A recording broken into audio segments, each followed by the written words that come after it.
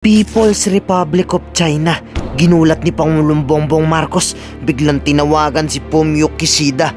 Base sa balitang kumakalat, mismong Japan Prime Minister ang tumawag na sa Pilipinas matapos magdeklara ang China na trespassing na ang Pilipinas. Ayon kay Kishida, direkta niyang kakausapin si Pangulong Marcos na bumuo na sila ng alyansa para makaresbak ang Japan sakaling bungguin muli nilang Pilipinas. Sa mga hindi nakakaalam, Japan ang napabalitang sumampa sa barko ng China matapos mahuli ng Japan na pumapasok sa teritoryo nilang China. Kaya laking takot ng mga Chinese nang malamang tutulong ang Japanese sa Pilipinas. Dapat lang na makipagtulungan tayo hindi lang sa Japan at kundi sa iba pang bansa na maaring maapektuhan itong pagkamkam ng China sa buong South China Sea at sa kasama na yung West Philippine Sea. Gusto nilang mapunta sa kanila yung simpatya ng mundo, gusto nilang palabasin na sa mundo na sila yung inaagrabyado para na ma-recapture nila yung initiative, no? Yan, ginagawa nila, pinapalakas nila yung boses nila at saka yung pagbabaluktot nila sa katotohanan. Pero ayon kay Colonel Medel Aguilar, China ang totoong nanghihimasok kaya wala silang karapatang ideklarang trespassing ang Pilipinas. Kaya hindi tayo padidikta sa mga Chinese kung saan lang pwede ang Pilipinas. Siguro ang dapat na itigil yung kanilang mga illegal na ginagawa sa loob ng ating maritime zone. Hindi sila dapat nandyan at hindi sila dapat nanghaharas ng ating mga mangingisda. So lahat ng kanilang mga ginagawa dapat nilang itigil. Tayo po ay isang malayang bansa at mayroon tayong foreign policy na independente. So, malaking isang sa akin parang insulto yung sinasabi nila na dinidiktahan tayo ng ibang bansa sa ating ginagawa. Siguro nasasaktan lang sila dahil nalalaman ng maraming tao sa buong mundo kung ano ang mga kamalian na kanilang ginagawa. Dagdag pa ni Rene De Castro, security analyst ng Pilipinas, sinusubukan di umano ng China ang Mutual Defense Treaty ng US at Pilipinas sa pamamagitan ng pangaras na unang umatake ang Pilipinas. Talagang napipiko na sila sa atin kasi talagang ang polisiya ng gobyerno to talagang kumbaga defiance na hindi natin tinatanggap yung napaka-expansive claim nila sa South China Sea. Sina-challenge rin nila ang Estados Unidos. So, malala po ito. Ano ang aksyon pwede natin gawin dahil ganyan pala ang posisyon, ang ginagawa sa atin ng China? Dr. De Castro. Well, sinabi naman ho ng National Task Force on the West Philippine Sea at recently ho naglabas ng statement ho ang ating National Security Advisor, si Secretary Anyo, na itutuloy ho natin yung resupply mission ho natin. Hindi ho tayo magpapasindak sa ginagawa ng China ho. Opo. Tutuloy ho natin. Tutuloy natin yan. Ano ang pwedeng sunod na gawin nila? Baka mas malala, Dr. De Castro? Pwede ho. Ang pinakamalala ho dyan na talagang gumamit na ho sila na hindi lang ho hostile action, kundi kinetic. Na gumagamit na talaga sila ng dahas. Kasi nung last resupply mission ho sila, nagpakita ho sila ng gray ship. Yung People's Liberation Army sa Navy ship. O, panggera yan nagpakita ho, nagparamdam ho sa atin na nandito. Pwede kami gumamit sa inyo talaga ng lantarang dahas. O tinatawag natin kinetic force. So talagang kasi talagang bago mangyari itong insidente, bilang isang akademiko ho, isang analyst, sinusundan ko na ho yung mga ginagawa ng China, no? Yung foreign ministry ho nila naglabas ng dalawang very strong position papers. Una, ungkol sa kanila yung Scarborough Shoal, pangayon recently ho yung Ayungin Shoal. Tapos yung kanilang supposedly owned by a former general ng People's Liberation Army, yung Global Times. Doon yung nakikita yung mga hawkish elements sa kanilang lipunan at sa kanilang gobyerno na naglalabas na. Dapat nating bigyan ng leksyon to Pilipinas dahil challenge tayo. Nanggugulong Pilipinas, nagpo-provoke ang Pilipinas.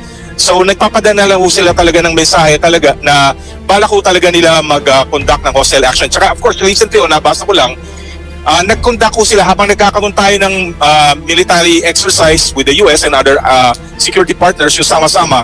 Nag-conduct rin ho ng naval drill ang People's Liberation Army Navy dito ho sa malapit lang ho. Talagang kumbaga sa tingin nila nakakalusot tayo, dapat bigyan tayo ng leksyon. Ayun, okay. So ano ang ating gagawin? Tuloy-tuloy lang po tayo, Dr. Tutuloy lang ho natin. Opo. Titignan ho natin anong level ng escalation ng gagawin ng China. Opo. At meron akong at least as a private citizen ho, as an analyst, hindi ako konektado sa gobyerno, konektado ako sa isang universidad, no? Opo. Siguro pwede ho ako mag-ilang ng ibang mungkahi. Sige po. Siguro panahon na huwag na tayo gumamit ng Philippine Navy Commission ship. Kasi ina-emphasize ho natin, tayo actually nagpapakita ho ng restraint.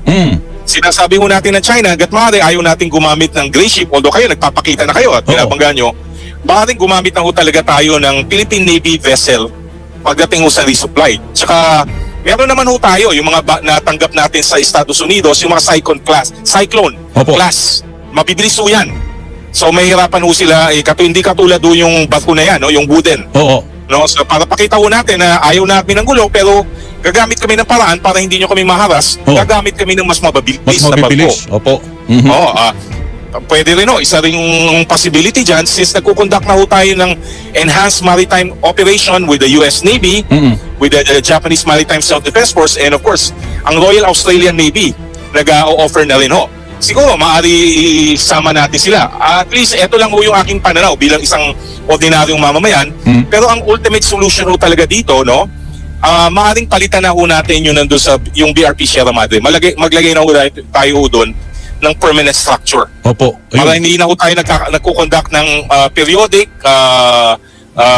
resupply mission, no, na talagang lagyan natin ng helipad para hindi na dumaan ho talaga yung ating mga RORO missions. Pwede ho natin silang i-supply through air. At mas magiging komportable ho yung ating mga kasandaluhan na dinideploy ho natin diyan sa Ayungin Shoal po.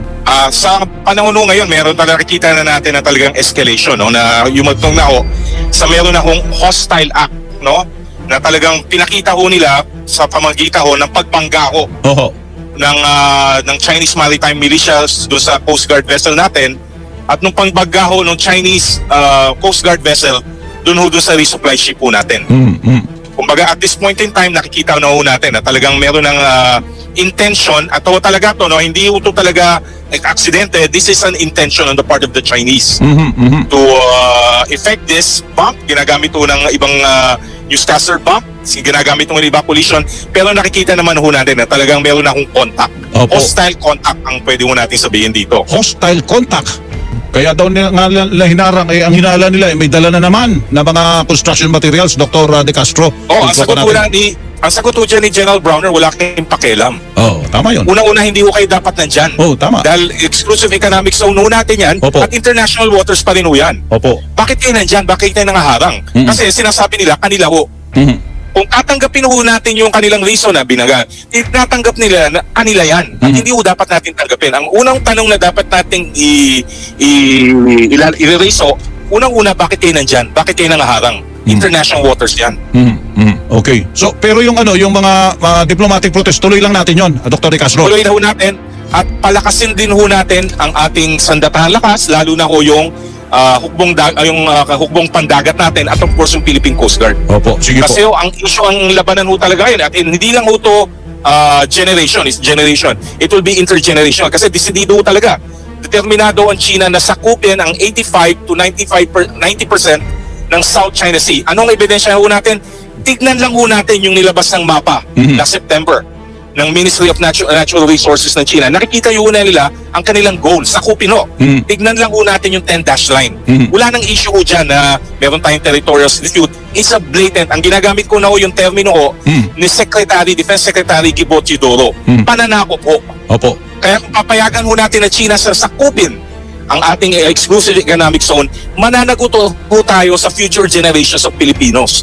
Bakit nyo kami diniprive ng aming maritime entitlement sa ating exclusive economic zone? So talaga hong dapat panindigan ho natin to. This will be a generational struggle dahil malakas, makapangyarihan at determinado ang China. Dapat rin ho natin suklian, asabayan, panindigan ho natin to. Ngayon, ikaw bilang Pilipino, ano ang masasabi mo at reaksyon sa balitang ito? Mag-iwan ka ng komento sa ibaba at atin pong babasahin isa-isa.